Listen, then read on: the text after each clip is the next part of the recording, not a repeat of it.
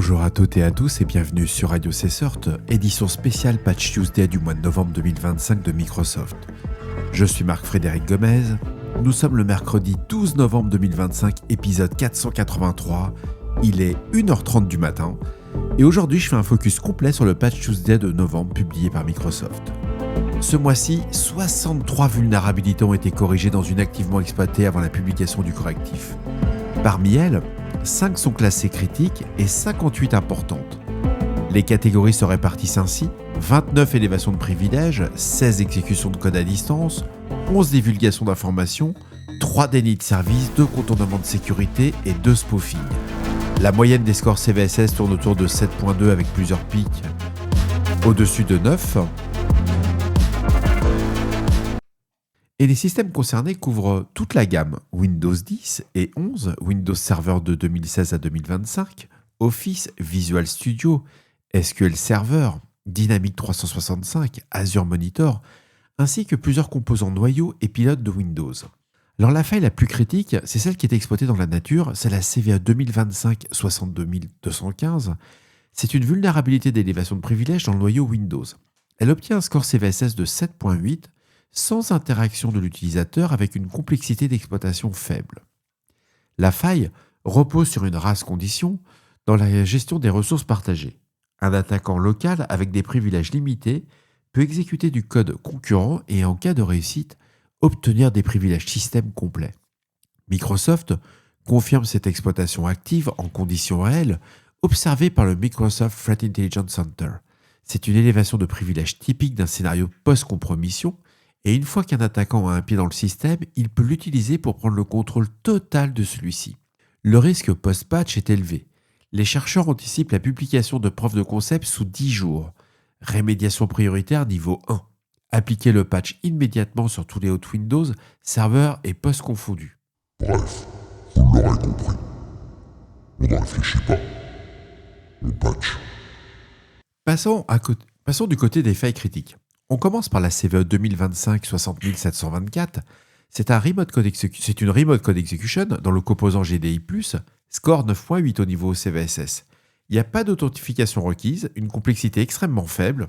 C'est un dépensement de tampons dans la mémoire graphique qui permet l'exécution de code à distance, simplement en ouvrant un document contenant une image piégée. Les environnements web utilisant GDI+, pour générer un aperçu d'image, sont également exposés. Le risque de réutilisation d'exploits est très élevé. La priorité de rémédiation, ça serait la deuxième. Ensuite, il y a la CVE 2025-62199. C'est un use after free dans Microsoft Office avec un score CVSS de 7.8 qui va nécessiter seulement l'ouverture d'un document malveillant. Il n'y a pas besoin de macro activé. C'est une vulnérabilité classique utilisée dans les campagnes de phishing ciblées. Ça sera la troisième vulnérabilité à patcher. On trouve aussi la CVE 2025-60716, une élévation de privilèges dans le pilote graphique DirectX. La complexité est beaucoup plus élevée, mais elle a un impact total si la condition de course est gagnée. La priorité, c'est la quatrième, bien entendu, sur les postes interactifs et les serveurs RDP. La CVE 62214 dans Visual Studio exploite une injection de commandes via Copilot Chat. Elle a un score CVSS de 6.7, complexité très élevée. Le risque est limité, mais cette faille illustre bien la nouvelle surface d'attaque introduite par les environnements de développement pilotés par l'IA, à patcher dans tous les environnements DevSecOps. On finira avec la CVE 2025-30398 sur Nuance PowerScribe 360 qui entraîne une divulgation d'informations sans authentification via une API REST. Le score CVSS est de 8.1. Son impact est fort sur la confidentialité, notamment dans le secteur médical. Si le service est exposé sur Internet, c'est à corriger bien entendu immédiatement. Microsoft a aussi classé également 5 vulnérabilités importantes comme Exploitation More Likely.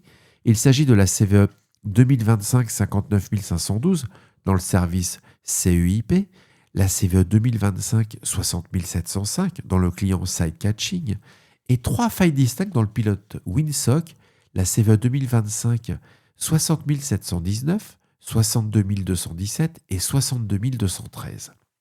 Elles permettent une élévation de privilèges locales après compromission. Elle sera très probablement intégrée rapidement dans les frameworks d'exploitation comme Metaxploit, Silver ou Cobalt Strike. Alors, ça serait la 6e vulnérabilité que je patcherais si je devais faire un ordre. Au-delà du kernel Windows, plusieurs autres produits sont concernés. On a SQL Server qui va corriger une élévation de privilèges locale. C'est la fameuse CVE 2025 59499.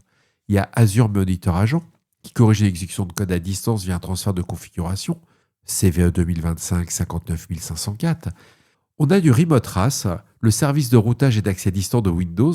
Il reçoit 4 correctifs dont 2 RCE et une vulnérabilité de déni de service.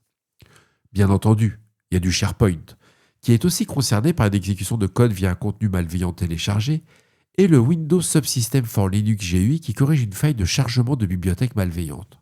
Alors, une note importante, les systèmes Windows 10 ne reçoivent plus de correctifs hors programme ESU. Un patch hors bande corrige un bug empêchant l'enrôlement ESU. Il est impératif de vérifier la couverture ou de planifier la migration vers Windows 11.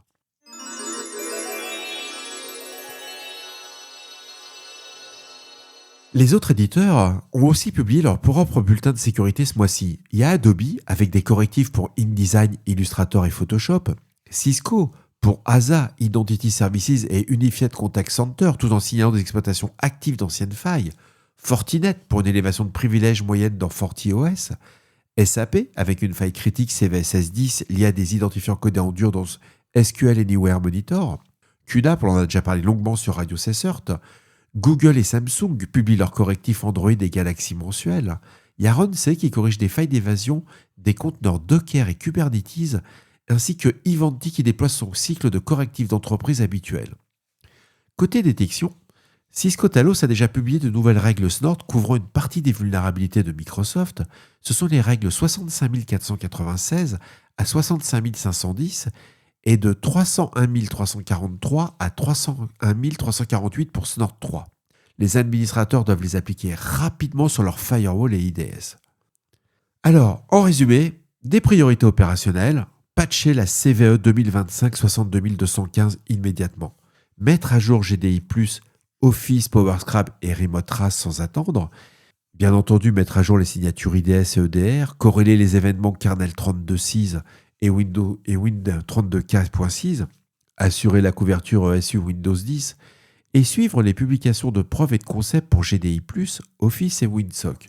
Et bien sûr, on intègre les correctifs de Adobe, Cisco, SAP et QNAP dans la même fenêtre de maintenance.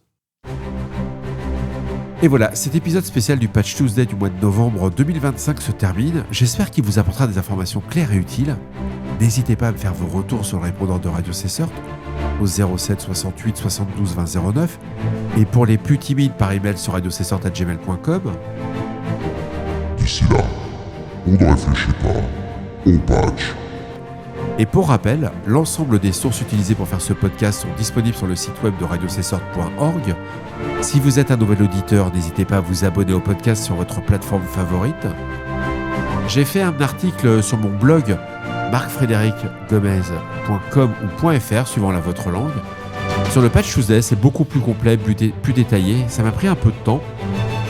Mais bon, demain matin, à 8h, je vais être au taf, donc ouais, faut que j'aille me coucher. Ou pas. On verra. Prenez soin de vous. On se retrouve tout à l'heure pour les news de la journée. Oui, parce que mine de rien, c'est juste un épisode spécial.